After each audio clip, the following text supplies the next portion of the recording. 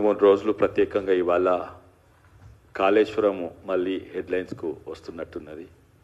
పొద్దుగాల ఎవరి మీద రైడ్స్ అయినాయని ఇంజనీర్ మీద, మళ్ళీ ఇప్పుడే కేసీఆర్ గారి ఆరోగ్యం ఖరాబ్ అయింది, అందుకే కమిషన్ ముంగట అందరితోటి కాదు 1-on-1 ఒకటే రూమ్లో వేరే వాళ్ళు ఉండొద్దని విజ్ఞప్తి చేసినట్టు ఇవన్నీ కూడా న్యూస్ వస్తుంది. నేను కూడా అదే సబ్జెక్ట్ మీద మొట్టమొదలు మాట్లాడాలి. కాళేశ్వరం మీద నేను బాగా రీసెర్చ్ చేసినాను, అవగాహన ఉన్నది. దీంట్లో టెక్నికల్గా లోతు పోవచ్చు, స్ట్రక్చరల్ ఇంజనీరింగ్ మీద పోవచ్చు, ఇరిగేషన్ మీద, లేకుంటే సివిల్ ఇంజనీరింగ్ మీద, హైడ్రాలజీ మీద, అన్నిట్లో పోవచ్చు. కానీ సింపుల్గా నేను ఒకటే ఒక సంఖ్య చూపెట్టదలుచుకున్నా. 4 సంఖ్యలు. ఇదేంటంటే 2,2.8 crores అంటే 2,80,00,000 టన్నులు వరి ఉత్పత్తి అయింది తెలంగాణలో. ఎప్పుడు రికార్డు ఈ ఏడాది. అంతకంటే ముందు 2,60,00,000, అంతకంటే ముందు 2,50,00,000, అంతకంటే ముందు 2021 అప్పుడు బహుశా కాళేశ్వరం పనిచేస్తుందేమో, అప్పుడు కేవలం 2 కోట్ల టన్నులే ఉత్పత్తి అయింది. అంటే కాళేశ్వరం పనిచేయనప్పుడు ఇప్పుడు 2,80,00,000. ఇంతకంటే ఎక్కువ ఆర్గ్యుమెంట్ లేదు. వాళ్ళు చెప్తుండ్రు తెలంగాణ నంబర్ 1 అయింది వరి ప్రొడక్షన్లా, అది కేసీఆర్ కాళేశ్వరం వల్ల, ఆ మహత్యం వల్ల నంబర్ 1 అయింది. ఆ మహత్వం నంబర్ 1 కాలేదు, ఆర్థికంగా నంబర్ 0 చేసి అప్పుల పాలు చేసిపోయిండు. అందులో కాళేశ్వరంది ముఖ్యమైన పాత్ర. డీటెయిల్గా పోవచ్చు. నేను మళ్ళీ ఇంకోటి చేస్తున్న డీటెయిల్గా. హరీష్ రావు గారు చెప్పినరు కాళేశ్వరం అంటే ఒక మేడిగడ్డ కాదు, దీంట్లో ఎన్నో కాంపోనెంట్లు ఉన్నాయి. బరాజులు ఉన్నాయి, 3 బరాజులు ఉన్నాయి, ఎన్నో వందలాది కిలోమీటర్ల కెనాళ్ళు ఉన్నాయి, వందలాది కిలోమీటర్ల టన్నులు ఉన్నాయి, రిజర్వాయర్లు ఉన్నాయి, లిఫ్ట్ ఇరిగేషన్ పంపులు ఉన్నాయి, బాహుబలి, ఇవన్నీ కలిసి కాళేశ్వరం కేవలం మేడిగడ్డ కాదు. అయితే వారు చెప్పింది అక్షరాల నిజం. కాళేశ్వరం అంటే ఒక ప్రాజెక్ట్ కాదు, ఒక సిస్టమ్ ఉంటే అందులో వివిధ కాంపోనెంట్స్ ఉంటాయి. వారు చెప్పిన కాంపోనెంట్స్ అని హరీష్ రావు గారు చెప్పిన కాంపోనెంట్స్. అయితే దీంట్లో అన్నిట్ల పెద్ద లోపం అంటే వాస్తవంగానే అన్నిట్ల పెద్ద లోపము మేడిగడ్డ స్ట్రక్చరల్ ఇంజనీరింగ్ డ్యామేజ్ కాదు. దానికి ఎన్నో కారణాలు ఉంటాయి. డిజైన్ అని ఉండొచ్చు, లేకుంటే క్వాలిటీ కంట్రోల్ మంచిగా చేయవచ్చు, లేకుంటే హైడ్రాలజీ అది మంచిగా చేయకుండొచ్చు, లేకుంటే జియాలజీ టెస్టింగ్ మంచిగా చేయకూడదు, లేకుంటే ఇంజనీరింగ్ L&T వాళ్ళు కన్స్ట్రక్షన్ క్వాలిటీ మంచిగా చేయకూడదు. ఈ కారణాలే ఉంటాయి. సరే, మేడిగడ్డ మంచిగా పనిచేసింది అనుకోండి, ఆ పంపులు మునిగిపోలేదనుకోండి, ఆ కొండపోచమ్మ సాగర్ ప్రతి కాంపోనెంట్ ఈ సిస్టంలో ప్రతి కాంపోనెంట్ మంచిగా అయింది అనుకోండి, ప్రతి కాంపోనెంట్ మంచిగా నడుస్తుంటే ఈరోజు తెలంగాణ నాశనం అయిపోతుండే.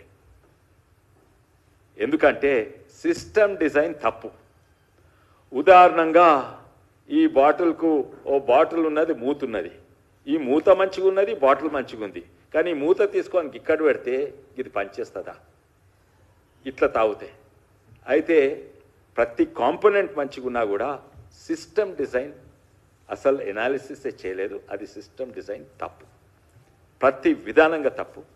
కాళేశ్వరంది ఏ సైన్స్ ప్రకారంగా తప్పు, ఇది జియోహైడ్రోమార్ఫాలజీ ప్రకారంగా తప్పు, హైడ్రాలజీ ప్రకారంగా తప్పు, జియాలజీ ప్రకారంగా తప్పు, పొటోమాలజీ అంటే సైన్స్ ఆఫ్ రివర్ ప్రకారంగా తప్పు, స్ట్రక్చరల్ ఇంజనీరింగ్ ఎన్నో తప్పులున్నాయి, ఎలక్ట్రికల్ ఇంజనీరింగ్ ఎన్నో తప్పులున్నాయి, సివిల్ ఇంజనీరింగ్ ఎన్నో తప్పులున్నాయి, ఇరిగేషన్ ఇంజనీరింగ్ ఎంతో తప్పులున్నాయి, ఎకనామిక్ వయబిలిటీలా పెద్ద తప్పులున్నాయి, బేసిక్ ఫిజిక్స్ స్కూల్ పిల్లలు చదువుకునే ఫిజిక్స్లో కూడా, ఇవన్నీ కూడా నేను వివరంగా చెప్తాను మరో రోజు.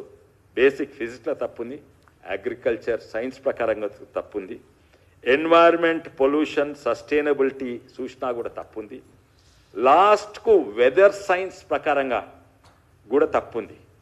వెదర్ సైన్స్ అంటే ఈ కాలంలో ఈ వర్షాలు పడతాయి, ఈ కాలంలో ఇంత ఈ ఉష్ణోగ్రత ఉంటుంది, చలికాలంలో చల్లగా ఉంటుంది, వానలు ఉంటాయి, ఎండాకాలంలో ఎండగా ఉంటుంది, వానకాలంలో వాన. ఆ సైన్స్ ప్రకారం కూడా తప్పు. లాస్ట్లో ఒకటి వివరంగా చెప్తా. ఇది సింపుల్, ఇంత చాలామంది చెప్పలేరు. వెదర్ సైన్స్ ప్రకారం ఎందుకు తప్పంటే, ఇది కాళేశ్వరము లిఫ్ట్ ఇరిగేషన్ 3 బరాజ్లు శ్రీపాద, ఎల్లంపల్లి ఇవన్నీ దాటి గోదావరి రివర్స్ పంప్ చేస్తుండ్రు. నీళ్లు ఇట్లా వారకుండా ఇట్లా వాడతాయి. కానీ ఇది ఎప్పుడు పనిచేస్తాయా? నీళ్ళు ఎప్పుడు పంప్ చేస్తారు? నీళ్ళు ఎప్పుడు ఉంటాయి ఈ బరాజెస్లా? ఎప్పుడు ఉంటాయి డ్యామ్లా? వానకాలంలోనే కదా. అంటే వానకాలంలో నీళ్లు కింది నుంచి మీదికి పంప్ చేస్తారు. అదే వానకాలంలో దేవుడు మీది నుంచి కిందికి నీళ్ళు పనిచేస్తుంది. దేవుడు వర్సెస్ కేసీఆర్ ఎవరు గెలుస్తారయ్యా? అందుకే మీదికి పోతే మళ్ళీ కిందికి, మీదికి పోతే మళ్ళీ కిందికి. చూసి 2 ఏళ్ళు కాళేశ్వరం నడిచినప్పుడే అది వెదర్ సైన్స్ ప్రకారం కూడా. ఎందుకంటే దీనికి సరిపోను రిజర్వాయర్స్ కట్టలేదు. ఉన్న బ్యారేజెస్ డ్యామ్స్గా మార్చిండ్రు. మేడిగడ్డ పడిపోయింది ఎందుకంటే వెదర్ సైన్స్ ప్రకారంగా. ఎందుకంటే మేడిగడ్డ ఎప్పుడు పంప్ చేయవచ్చాయా? మేడిగడ్డలా ఎండాకాలంలో పంప్ చేయరాదు, వానకాలంలో పంప్ చేయాలి. వానకాలంలో నిండా నీళ్లు ఉంటాయి. వానకాలంలో పంప్ చేస్తే 2 ఏళ్ళు చుట్టూ తిరిగి వాపసు వచ్చినాయి. అయితే ఎందుకంటే అప్పుడు బరాజ్గానే వాడిండ్రు. కానీ అది పనిచేస్తలేదు. వానకాలం పనిచేస్తే మళ్ళీ దేవుడు కేసీఆర్కు వ్యతిరేకమై ఉల్టా నీళ్లు పంపుతున్నాడు. అయితే ఏం చేసిందంటే వెదర్ సైన్స్ ప్రకారంగా మేడిగడ్డ మీద ప్రభావం ఏంటంటే, బరాజ్ అనేది హెడ్ తక్కువ ఉంటుంది. అంటే ఇక్కడ డ్యామ్ ఉంటే ఇక్కడ ఎంత ఎత్తు నీళ్ళో దాదాపు ఇక్కడ కూడా అంత ఎత్తే నీళ్ళు ఉంటాయి, కొంచెం తక్కువ ఉంటాయి. ఇక్కడే నీళ్ళు వాడుతుంటాయి. బరాజ్ ఓన్లీ నీళ్లు డైవర్ట్ చేస్తుంది, స్టోరేజ్ కొరకు కాదు. ఎండాకాలంలో స్టోరేజ్ చేస్తే ఏమవుతుంది? హెడ్ ఎక్కువవుతుంది.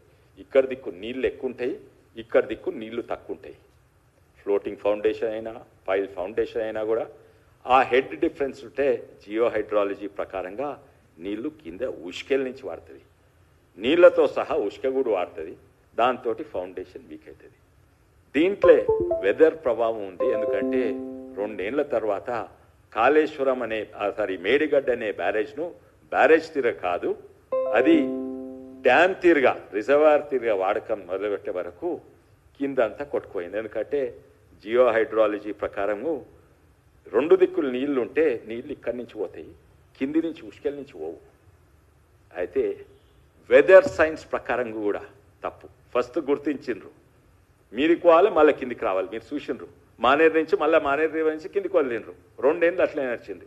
ఇంకో ఏడాది ఇట్లా చేసే వరకు వెదర్ సైన్స్ వల్లనే కూలిపోయింది. నేను డీటెయిల్గా ప్రెజెంటేషన్ ఉంది, ఇక్కడనే 3D మోడల్స్ పెడతాను, ఇక్కడనే ప్రెజెంటేషన్స్ పెడతాను, 3D విజువలైజేషన్ పెడతారు, 3D మోడల్స్, ఇవన్నీ కూడా డీటెయిల్గా నేను చెప్తాను. కానీ ఇంకో విషయం నేను చెప్పదలుచుకున్నా ఏంటంటే, వరి పంట ఎందుకు ఎక్కువైంది? మనం ఎంత తింటాం? ఒక వ్యక్తి యావరేజ్గా అంటే ఒక లేబర్ శ్రమతో చేసే పని చేసినైనా బాగా అన్నం తింటాడు.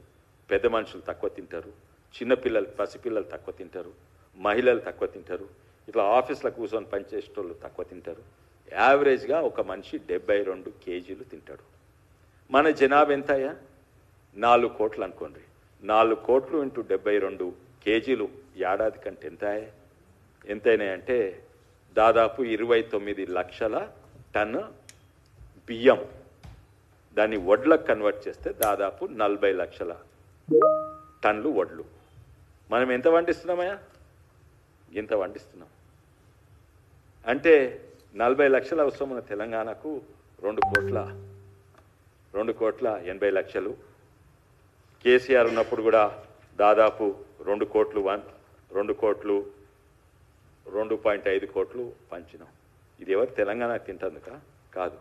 అంటే వేరే రాష్ట్రాలలో వరి కరువు ఉందనుకోండి, అప్పుడు పండిస్తాం, మన దేశం అభివృద్ధి కొరకు పండించింది అనుకోండి, గొప్పగా ఫీల్ కావచ్చు. కానీ మొత్తం భారతదేశం మనం తినేదానికంటే ఎక్కువ వరి పండిస్తున్నాం. అయితే కేంద్ర ప్రభుత్వం వాళ్ళకి అవసరం లేదు. కేంద్ర ప్రభుత్వం వరెందుకు అవసరం? ఎందుకంటే